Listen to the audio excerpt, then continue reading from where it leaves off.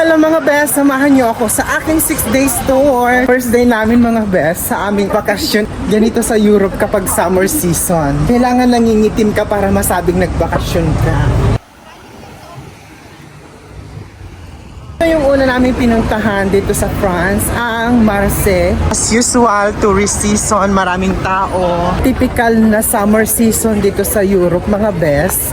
Sobrang init. Kailangan namumukadkad ka talaga sa sunblock bago lumabas. Parang hindi ka masunog. Sakay muna kami ng train mga best. Tapos dilibutin namin yung buong place para hindi na nakakapagod maglakad. Papakita ko sa inyo yung mga pupuntahan namin. Let's go!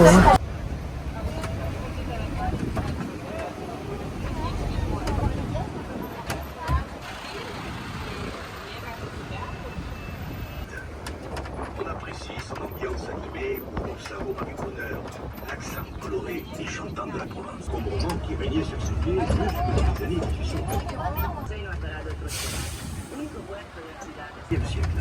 Les deux forts marquent la volonté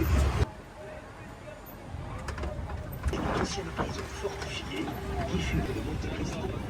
L'histoire en faux développée d'Edmond Dantes, emprisonné dans l'un de ses cachets.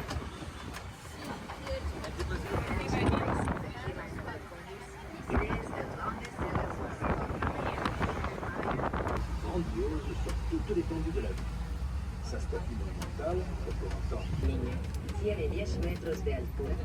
Está hecha de 4 trozos de cobre recubiertos de vino.